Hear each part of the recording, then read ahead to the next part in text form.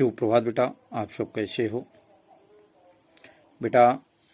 हम इसके पूर्व वीडियो में महाकवि सूरदास द्वारा रचित भ्रमर गीत के 8 पदों को पढ़ा दिया था। आज 9वें पद को पढ़ेंगे। 9वें पद में महाकवि सूरदास जी गोपिकाओं के माध्यम से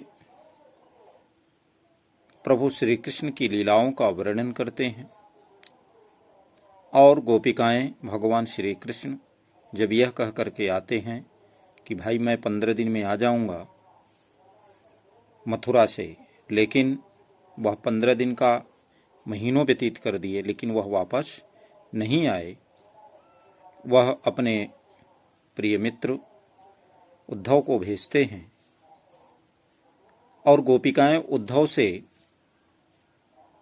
भगवान श्री कृष्ण की उन सभी बातों का विश्लेषण करती हैं, उनको समझाती हैं। क्या कहती हैं, आइए इसको यहाँ पर समझें कि कवि ने क्या समझाने की कोशिश की है। गोपिकाएं कहती हैं कि हे उद्धव जी, कहत कत परदेसी की बात, कहत कत परदेसी की बात, मंदिर अर्घ अवधि बधि हम सो, हरि आहार चली जात, शशि रिपु बरस सूर रिपु जुगबर, हर रिपु कीन्हो घात, मघ पंचक लय गयो सांवरो, ताते यति कुलात, नखत बेद ग्रह जोरी अर्ध करी, सोई बनत अब खात, सूरदास भई बिरह के, कर्मी जय पछितात। प्रस्तुत काव्यांश में कवि जी गोपिकाओं के माध्यम से उद्धव जी से गोपिकाएं कहती हैं कि हे उद्धव जी, कहत कत परदेसी की बात, कहा उस परदेसी की बात क्यों कहते हैं। कहत कत परदेसी की बात, कहा उस परदेसी की बात आप हम लोगों से क्यों कह रहे हैं। ऐसा वह गोपिकाएं उद्धव जी से कहती हैं कि उस परदेसी की बात आप क्यों कहते हैं। उस परदेसी की बात ही क्या है, वह परदेसी तो बड़ा अद्भुत है। क्यों। मंदिर अर्घ अवधि बधि हम सो, कहा मंदिर अर्घ, मंदिर अर्घ अवधि बधि हम सो, कहा कि जो एक मंदिर है, यहां मंदिर का भाव क्या है बेटा। एक जो गृहस्थ व्यक्ति है उस व्यक्ति के लिए पक्ष और पक्ष दो तरह के होते हैं, एक शुक्ल पक्ष और कृष्ण पक्ष। तो हर पक्ष 15 दिन का होता है। तो यहां पर कवि ने एक पक्ष की बात कहा कि उन्होंने कहा था मंदिर अर्घ, अर्थात जो एक मंदिर का अर्घ है, अर्थात जो एक पक्ष का आधा भाग है, अर्थात जो 15 दिन का है, कहा कि उसमें आने के लिए वह कह करे कि अवधि हम बधि हम सो, कहा हम लोगों से अवधि, अवधि माने समय, कहा हम लोगों से समय ऐसा देकर के गया था जिस परदेसी की बात करते हो, कहा कि वह हम लोगों से कहा था कि 15 दिन के अंदर हम लौट आएंगे, हरि आहार चली जात, लेकिन हो क्या गया। हरि आहार, हरि आहार का मतलब क्या है बेटा, पूरा महीना। हरि माने होता है शेर, सिंह। कहा कि किंतु अब क्या हो गया है, कहा वह तो पूरे महीने व्यतीत कर दिया है। देखिए यहां पर एक शब्द के दो दो अर्थ प्राप्त हो रहे हैं और थोड़ा सा कवि ने यहां पर बड़ा घुमावदार यानी लाक्षणिक बातें कहने की कोशिश की, जिसको आप कह सकते हैं कि इसमें जो शब्द शक्ति है वह लक्षणा है और उस लक्षणा शब्द शक्ति के माध्यम से और इतना ही नहीं, व्यंजना का भी प्रयोग किया है। तो इसलिए थोड़ा सा कठिन आपको लगेगा, लेकिन शब्दों पर हम विशेष ध्यान देंगे और आप भी विशेष ध्यान दें, जिससे आपको अर्थ स्पष्ट हो जाए। तो मंदिरक का मतलब समझ में आया, एक पक्ष का जो आधा भाग होता है, यानी कृष्ण पक्ष या शुक्ल पक्ष कह लीजिए। तो यानी इतना आप कह समझिए कि उन्होंने कहा था कि 15 दिन के अंदर हम लोगों से उन्होंने वादा किया था, बधिहंसो अवधि, यानी आने का जो समय था उसको उन्होंने बद दिया था, अर्थात कहा था, वादा किया था कि हम ये 15 दिन के अंदर आ जाएंगे, लेकिन हर आहार चली जात। अब ये क्या हो गया, कहा सिंह का जो आहार है उसके समान, अर्थात सिंह यदि एक बार शिकार कर लेता है तो 1 महीने तक वह फिर से प्रयास नहीं करता है। तो उसी बात को कहा कि सिंह आहार चली जाती, यानी 1 महीना समय व्यतीत हो गया लेकिन वह फिर भी वापस नहीं आए। तो हरिआहार का मतलब क्या हुआ था, एक तो महीना हुआ और दूसरा हुआ सिंह का आहार। शेर 1 महीने तक यदि एक बार आहार कर लेता है, एक बार भोजन कर लेता है, तो वह 1 महीने तक आहार नहीं करता, फिर से प्रहार नहीं करता है। उसी बात को हमने किया। ससिरिपु बरस सूर रिपु जुग भर, कहा ससिरिपु, कहा कि जो ससी माने चंद्रमा, ससिरिपु बरस, कहा कि चंद्रमा के समान, ससिरिपु कहने का मतलब है कि चंद्रमा के समान, वह रिपु माने शत्रु, वरस, कहा कि वह चंद्रमा के शत्रुता के जैसा, कि जैसा। तो गोपिकाएं कहती हैं बेटा ससिरिपु बरस, कहा जो चंद्रमा है, कहा उन चंद्रमा के जो रिपु हैं माने शत्रु, और चंद्रमा के शत्रु कौन है, दिन। कहा कि चंद्रमा के शत्रु अर्थात दिन जो है वो हमारा कैसे व्यतीत हो रहा है, वर्षों के समान व्यतीत हो रहा है। सूर्य रिपु जुग बर, और कहा सूर्य के जो शत्रु हैं अर्थात रात्रि, कहा मेरी रात्रि कैसे व्यतीत हो रही है, तो कहा जुग बर, युगों के समान, यानी दिन मेरा एक एक दिन वर्ष के समान और एक एक रात्रि युगों के समान व्यतीत हो रही है। और इतना नहीं उद्धव, हर रिपु, और महादेव के जो शत्रु हैं अर्थात कामदेव क्या कर रहे हैं, कीन्हो घात, हम लोगों को पीड़ित कर रहे हैं, हम लोगों पर घात कर रहे हैं, प्रहार कर रहे हैं, अर्थात कामदेव भगवान भी हम लोगों के ऊपर प्रहार कर रहे हैं, वो भी नहीं छोड़ रहे हैं। अर्थात हम लोगों की जो जिज्ञासा है वह निरंतर बढ़ती जा रही है, हम लोगों की जो व्याकुलता है वह और बढ़ती जा रही है, जिससे हम लोग अत्यंत पीड़ित हैं और पश्चाताप कर रहे हैं। क्या पश्चाताप कर रही हैं, आगे बात करती हैं। कहा मघ पंचक ले गयो सांवरो, कहा जो आपका सांवला है जो श्री कृष्ण है, कहा वो क्या ले गया, कहा मघ पंचक, मघ माने मघा जो नक्षत्र होते हैं, है ना, कहा कि वो मघा नक्षत्र से जो 5वां, पंचक माने 5वां, तो मघा नक्षत्र से जो 5वां नक्षत्र होता है उसको चित्रा नक्षत्र कहते हैं बेटा।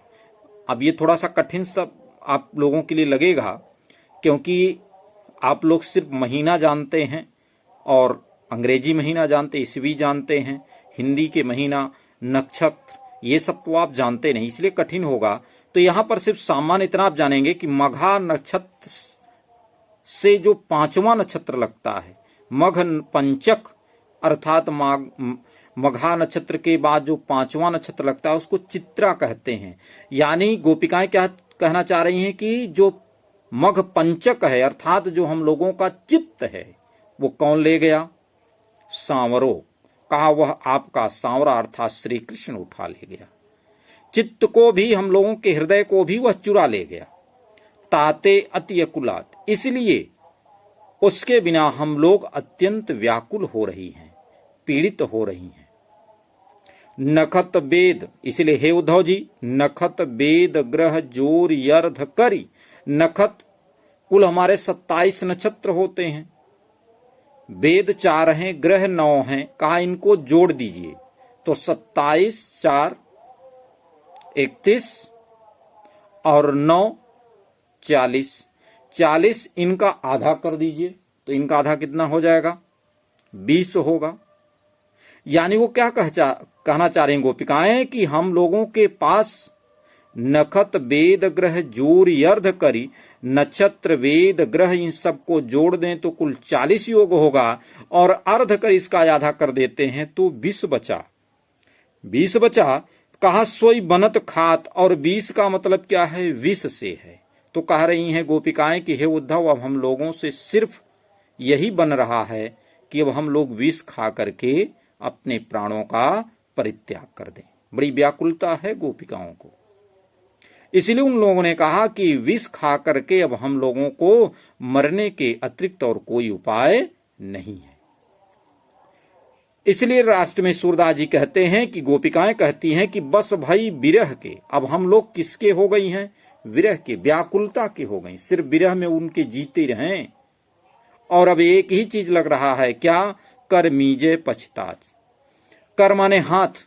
कहा अब ये लग रहा है कि हम लोग अब सिर्फ ये जो प्रेम कर लिए, जो उनसे स्नेह कर लिए, कहा उस स्नेह का एक ही भाव बचता है कि हम लोग पूरे जीवन जब तक रहें उनके विरह में व्याकुल रहें और हाथ मलकर सिर्फ पश्चाताप करें। इसके अतिरिक्त और कोई उपाय बचता नहीं, या तो विष खा करके मर जाएं। तो ये बेटा जीवात्मा और परमात्मा के बिछुड़ने का एक अलौकिक सुखद अनुभूति यहां पर कवि ने दर्शाया है, बताया है। ठीक है बेटा, अब यहां पर काव्य सौंदर्य देख लें। काव्य सौंदर्य में आपकी जो भाषा है वह ब्रज है, जो छंद है वह गेय है, अलंकार में श्लेष और अनुप्रास है, क्योंकि एक शब्द के दो दो अर्थ हैं, इसलिए अनुप्रास और श्लेष दो अलंकार हैं, और रस में वियोग श्रृंगार रस है। ठीक है बेटा, और शब्द शक्ति में दी जाएंगे तो लक्षणाएं और व्यंजना, दो शब्द शक्तियों की प्राप्ति हो रही है। 10वें पद में बेटा गोपिकाएं अपने करुण दशा का, अपने दुखद स्थिति का उद्धव जी से बिल्कुल भाव विभोर होकर के वर्णन करती हैं। क्या कहती हैं गोपिकाएं? कहती हैं उद्धव जी, निश दिन बरसत नैन हमारे, निश दिन बरसत नैन हमारे, सदा रहती वर्षा ऋतु हम पर, जब ते श्याम सिधारे, निश दिन बरसत नैन हमारे, दृगयंजन रहत निशिबासर, कर कपोल भयकारे, निश दिन बरसत नैन हमारे, कंचुकी पट सुखत नहीं कबहू, उर्बिच बहत पनारे, निश दिन बरसत नैन हमारे, आशु सलील शबै भई काया, पलन जात रिसुटारे, शूरदास प्रभु यह परेखों, गोकुल काहे विसारे, निश दिन बरसत नैन हमारे। तो बेटा यहां पर गोपिकाएं अपनी करुण दशा का वर्णन करती हैं। कहती हैं कि हे उद्धव जी, निस दिन बरसत नैन हमारी, निस माने रात, दिन माने दिन, बरसत वर्षा करते हैं नैन नेत्र हमारे, का हम सभी के नेत्र निरंतर रात दिन वर्षा करते हैं। किसकी वर्षा? उन वियोग के आंसुओं की, दुख के आंसुओं की वर्षा करते हैं। कितनी बड़ी बात गोपिकाओं ने कह दिया कि यह जो जीवात्मा उस परमात्मा के लिए रोती भी है, तड़पती भी है, तब जाकर के उस परमात्मा का दर्शन होता है। तो यहां पर गोपिकाओं के माध्यम से कवि ने प्रेम का भी वर्णन किया, कवि ने भक्ति का भी वर्णन किया है। तो यहां पर गोपिकाएं जीवात्मा के रूप में हैं और प्रभु श्री कृष्ण परमात्मा तो है ही है, परमात्मा के रूप में है। तो एक दूसरे के वियोग में किस तरह का दुख भाव उत्पन्न होता है, इसको यहाँ पर कवि वर्णन करते हैं। कहा कि हे उद्धव जी, रात दिन हम लोगों के नेत्र आंसुओं की वर्षा करते हैं, सदा रहती वर्षा ऋतु हम पर। कहा मानो ऐसा लगता है कि हम लोगों के ऊपर निरंतर हमेशा वर्षा ऋतु विद्यमान रहती है। जबते श्याम सिधारे, कहा जब से श्याम यहां से चले गए हैं, जब से श्री कृष्ण इस गोकुल से गए हैं, तब से मानिए कि हम लोगों के जो नेत्र हैं वह निरंतर वियोग के आंसू को बहाते हैं। मानो कि हम लोगों के जीवन में हमेशा वर्षा ऋतु रहती है। कभी वर्षा ऋतु कहने का मतलब क्या है कवि का? गोपिकाएं क्यों ऐसा कह रही हैं कि मतलब हम लोगों के आंसू निरंतर बहते रहते हैं, कभी बंद होते ही नहीं है, जैसे वर्षा ऋतु निरंतर हो रही हो, कभी बंद ही न हो। और इतना ही नहीं, दृगयंजन न रहत निशिवासर, कहा रात्र और दिन किसी भी समय दृगयंजन, दृग माने नेत्र, कहा नेत्रों के जो आंखों के जो काजल हैं, कहा वह आंखों में नहीं रह पाते। क्यों? क्योंकि रात दिन तो नेत्रों से वर्षा हो रही है, आंखों से आंसू निकल रहे हैं, तो क्या हो जाता है, वह उन आंसुओं के साथ बह जाता है। और इतना ही नहीं, निरंतर आंसुओं के बहने से कर कपोल भय कारे, कहा जो कर हैं कपोल हैं, कहा वो कैसे हो गए? कपोल माने गाल, काले हो गए, क्योंकि उन गालों से ही तो हमारे आंसू चूते हैं। ये जो कोमल लाल सुंदर गाल थे वो कैसे हो गए? कारे हो गए, काले हो गए। कहा इतनी वियोगावस्था है उद्धव जी, आप इसका भाव ही नहीं समझ सकते। इसीलिए तो बेटा जब उद्धव जी यहां से जाते हैं तो व्याकुल हो जाते हैं, वह पागल हो जाते हैं। क्यों? क्योंकि ये प्रेम की परम सीमा है। आगे क्या कहा उन्होंने? कहा हे उद्धव, कंचुकी पट सूखत नहीं कब। कहा जो हम लोगों के कंचुकी पट हैं, अर्थात जिसको आप चोली कहते हैं, कहा कि जिसको वह धारण करती हैं, क्योंकि ब्रज की नारियां चोली अधिकतर पहनती हैं, तो कहा कि ये जो चोली हम लोगों की है, जो कंचुकी पट हैं, वस्त्र हैं, कहा ये कभी सूखते ही नहीं, यानी उन्हें आंखों से इतनी आंसू निकलते हैं। और उच्च उर्विच बहत पनारे, और कहा दोनों हृदयों के बीच में से आंसुओं की धारा बहती है, पनारे की तरह। जैसे घर में पनारा लगा होता है, वर्षा ऋतु में पानी गिरता है पनारे की तरह, कहा उसी तरह से आंखों से निकला हुआ आंसू दोनों हृदयों के बीच से पनारे की तरह बहता है। आंसू सलील सबे भई काया, पलन जात रिसुटारे, कहा आंसू सलील सबे भई काया, कहा कि आंसू रूप में क्या हो गया है? मानो कि जल हो गया। ये आंसू नहीं रह गए, क्या हो गए? अब जल हो गए। और सबैस भई काया, और कहा संपूर्ण शरीर ही अब क्या हो गई है? वह आंसू की धारा से मानो कि संपूर्ण शरीर आंसूमय हो गई, यानी चारों तरफ जल ही जल दिखता है। पल न जात रिस टारे, कहा एक पल भी, एक क्षण भी, गोपिकाएं कहती हैं कि एक क्षण भी, एक पल के लिए भी जो कामदेव का क्रोध है, कहा वह एक पल के लिए भी शांत नहीं हो रहा है। पल न जात रिस टारे, कहा एक पल के लिए भी उनका प्रभाव हम लोगों के ऊपर से नहीं हट रहा है। वो अपने क्रोध को हटा ही नहीं रहे, वो भी क्रोधित हो रहे हैं और तड़पा रहे हैं और पीड़ित कर रहे हैं। एक तो हम लोग दुखित हैं, दूसरे कामदेव भी अपनी माया को फैलाए रखे हैं। आगे क्या कहा कवि ने? सूर्यदास प्रभु यहीं परख्यों, गोकुल काहे बिसारे। गोपिकाएं कहती हैं, सूरदास जी कहते हैं कि गोपिकाएं कहती हैं उद्धव जी से कि हे उद्धव जी, हमें तो यह दुख है क्या कि श्री कृष्ण ने गोकुल और गोकुल के निवासियों को क्यों भूल गए। सूरदास जी कहते हैं कि देखिए, आप ही समझिए कि प्रभु हम लोगों को और एक गोकुल को क्यों भूल गए।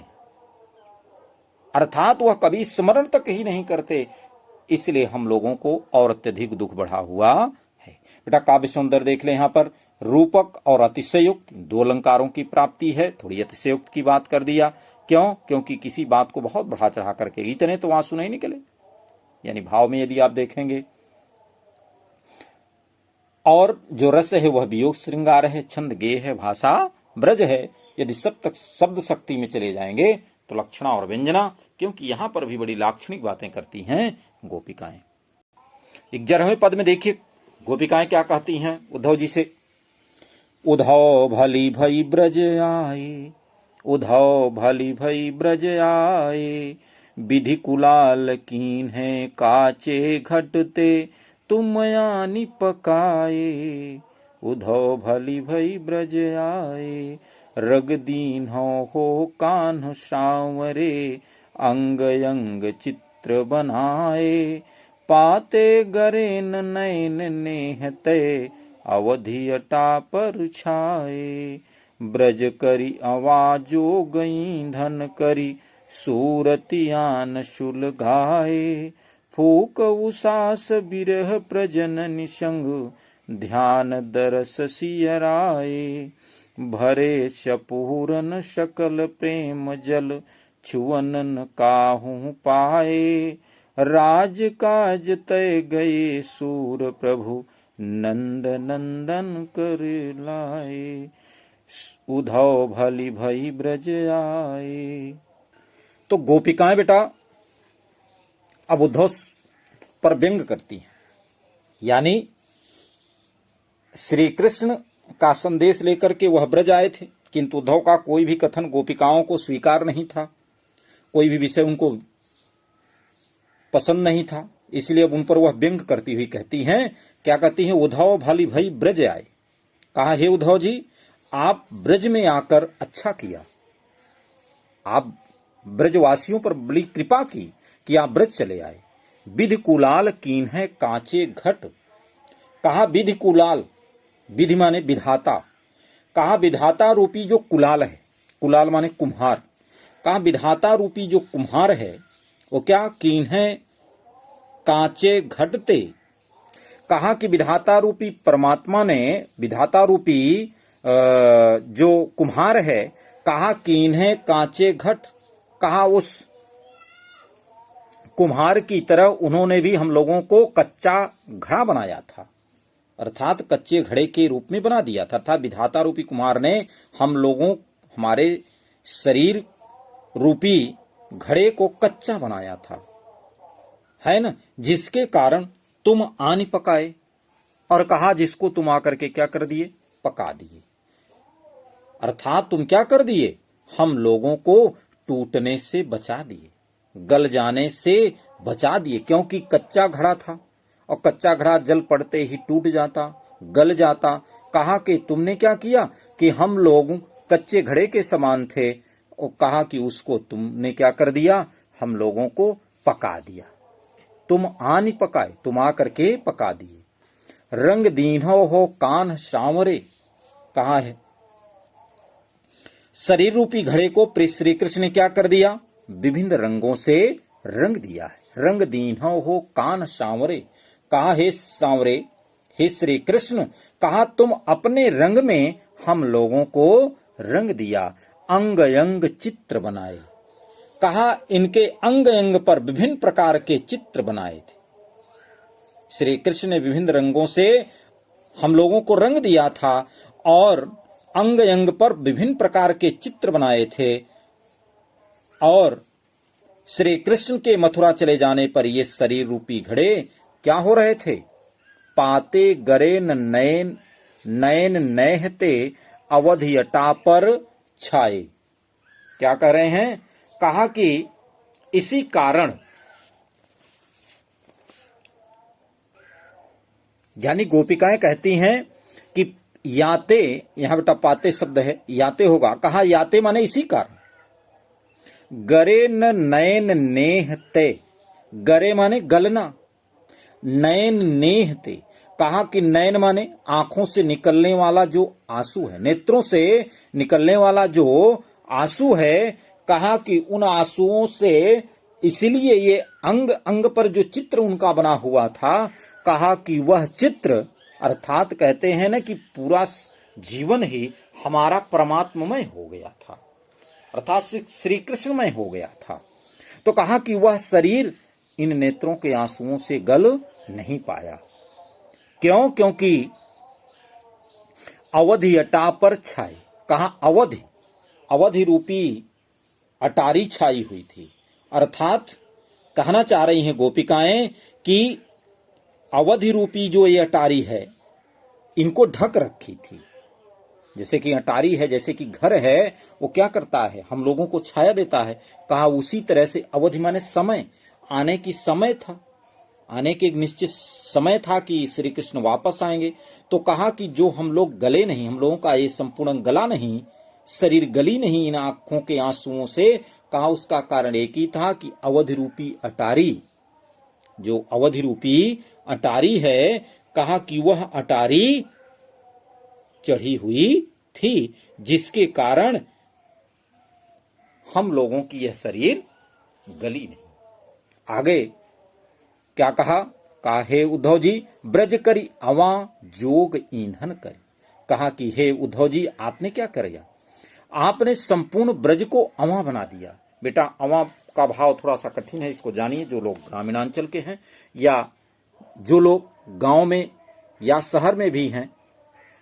यदि वो देखे होंगे कुम्हार जो कुल्हड़ इत्यादि को पकाता है, तो जिस एक जगह एकत्रित करके उसमें कोयला इत्यादि उपले इत्यादि लगा करके उसको ऊपर से मिट्टी से ढक देता है जिससे वह अच्छे से पक जाए, उसको अवा बोलते हैं बेटा। तो कहा कि उस संपूर्ण ब्रज को आपने क्या कर लिया, अवा बना लिया और योग रूपी ईंधन उसमें लगा दिया। योग माने योग, आपने क्या कर दिया, योग रूपी ईंधन को उसमें समाहित कर दिया। कहा कि अब आपने आकर संपूर्ण ब्रज को आवा बना दिया और योग की चर्चा करके योग रूपी ईंधन को आपने उसमें रख दिया। और इतना ही नहीं किया, सुरत आन सुलगाए, कहा कि सुरत यानी माने भगवान श्री कृष्ण आकर के तुमने क्या किया कि भगवान श्री कृष्ण की स्मृति रूपी अर्थात उनकी याद दिला दिया। तो यानी स्मृति रूपी आग को आपने सुलगा दिया, स्मृति रूपी आग को उसमें लगा दिया। और इतने करते तो उद्धव जी ठीक था, लेकिन और आगे आपने क्या किया, फूंक उसास बिरह प्रजनन संग, कहा आपने क्या कर दिया, कहा कि उस अग्नि में हमारे निश्वासों की जो वायु से बिरह की लपटें उठी, फूंक उसास आपने क्या कर दिया, कहा कि तेज सांसों से इन चलती हुई बिरह प्रजनन, इन बिरह की जो बिरह के गोपिकाएं हैं, जो प्रजाएं हैं, कहा इन बिरह प्रजनन की, इन बिरह में व्याकुल गोपिकाओं की जो तेज से चलती हुई सांसें हैं, फूंक उसकी फूंक से क्या कर दिया, आपने उस आग को और प्रज्वलित कर दिया, उसको और बढ़ा दिया। और ध्यान दरस सियराए, सियराए का मतलब कहा कि ध्यान दरस, कहा ध्यान के द्वारा, ध्यान से कहा कि फिर उन्हें श्री कृष्ण के दर्शन प्राप्त करने की इच्छा और ध्यान से शीतल कर दिया। अर्थात आपके साथ श्री कृष्ण की चर्चा करने से हमें अपने ध्यान में उनके दर्शन का क्या हुआ, सुख प्राप्त हुआ। सियराय का भाव क्या है, मतलब बेटा शीतल कर दिया। प्रजनन, कहा कि इन बिरहणी गोपिकाओं को क्या कर दिया, उन लपटों से, उस बिरह रूपी लपटों से क्या कर दिया, आपने जैसे घड़े में रखे हुए उन बर्तनों को कुम्हार पका देता है, कहा उसी तरह से आपने उनकी स्मृति रूपी लपटों से क्या कर दिया, आपने उसको पका दिया। प्रजनन का भाव क्या हो बेटा, उन लपटों से, बिरह रूपी लपटों से, इन बिरहणियों को बिरह रूपी लपटों से क्या कर दिया आपने, पका लिया, तेजी तेजी फूंक मार मार करके कि और तेजी से आग बढ़ जाए, और आपने हम लोगों को पका दिया। और ध्यान दरस सिय राय, और क्या कर दिया, कहा आपने श्री कृष्ण के दर्शन प्राप्त करने की इच्छा को जगाया और ध्यान से उसको शीतल कर दिया। अर्थात आपके साथ श्री कृष्ण की चर्चा करने से हमें भी अपने ध्यान में उनके दर्शन का सुख प्राप्त हुआ, ऐसा गोपिकाएं कहना चाहती हैं। इस कारण हम सभी जो विरह से जल रहे थे, तो कहा वह हमारे मन कैसे हो गए, शांति प्राप्त कर लिए। इसलिए हे उद्धव जी, भला किया आपने, बड़ा अच्छा किया कि आप यहां पर आ गए। और इतना ही नहीं, भरे सपूरन सकल प्रेम जल छुवन न काहू पाए। कहा भये सपूरन, सपूरन का भाव क्या है बेटा, पूर्ण रूप से, सकल प्रेम जल, कहा प्रेम रूपी जल से क्या हो गए, का संपूर्ण रूप से भर गए। छुवन न काहू पाए, कहा कि आज तक कोई से स्पर्श नहीं कर पाया। यहां पर गोपिकाओं का जो भाव है बेटा, वो ये कहना चाह रही हैं कि हम सभी उस परमात्मा के अनन्य भक्त हैं। जैसे कि एक सती स्त्री होती है, उसको कभी कोई दूसरा पुरुष या पर पुरुष स्पर्श नहीं कर पाता, कहा उसी तरह से हम सभी उस परमात्मा के प्रेम रूपी जल से पूर्ण रूप से भरे हुए हैं।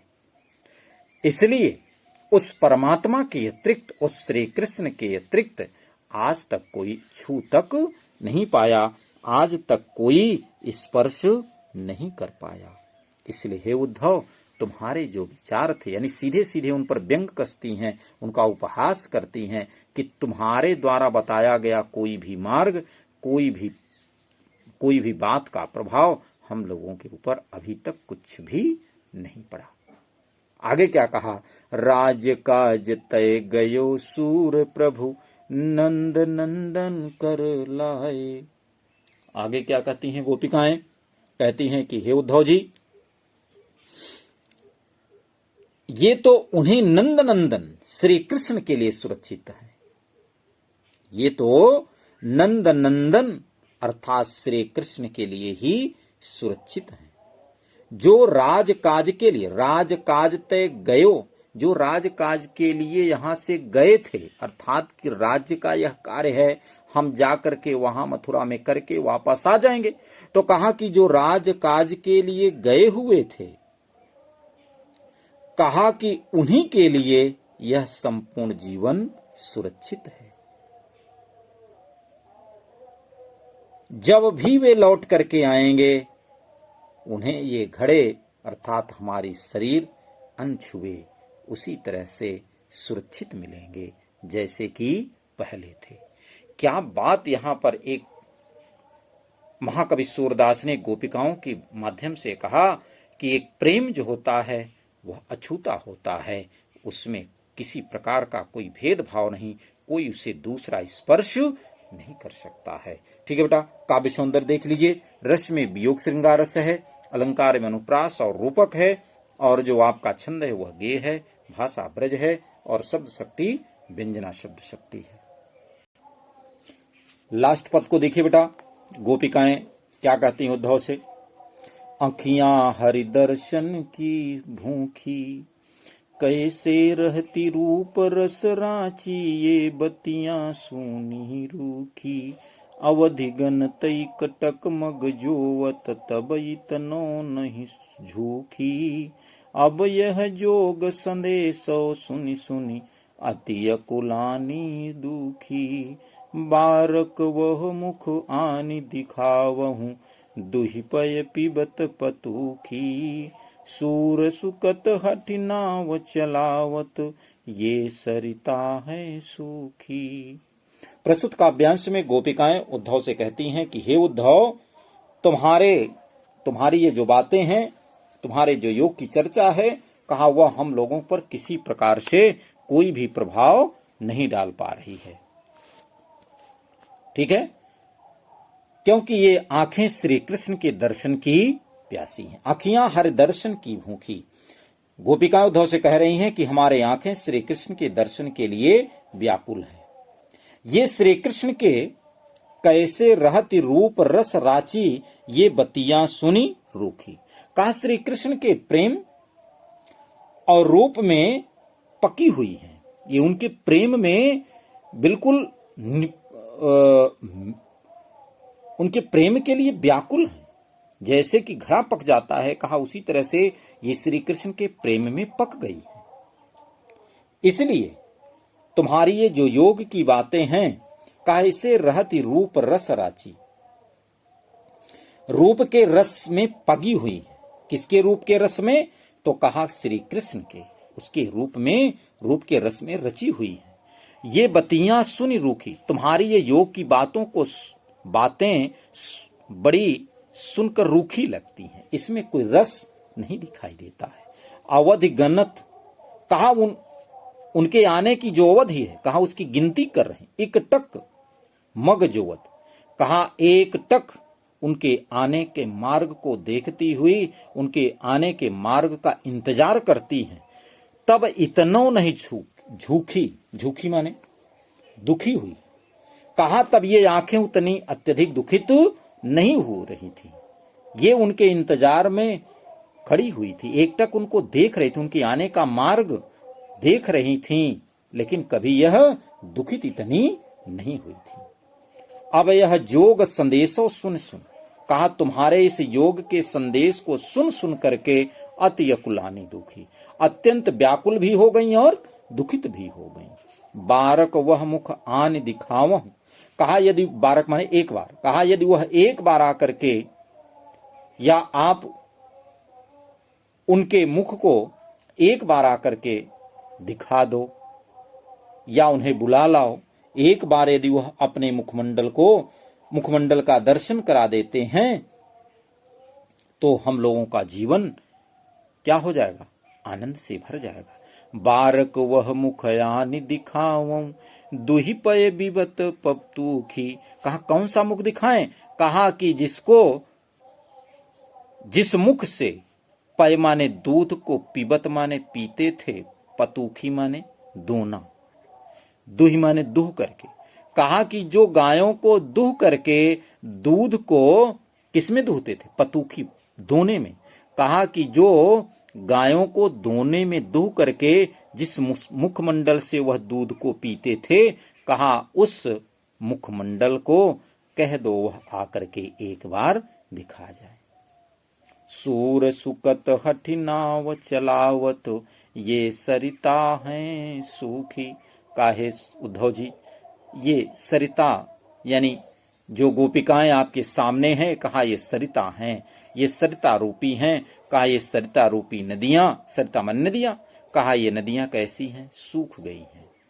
कहा कि इन सूखी नदियों में आप उसी तरह से काम कर रहे हो, कहा कि जैसे कि यह नदियां सूख गई हों और उसमें आप हठपूर्वक जबरदस्ती जिद क्या करना चाह रहे हो?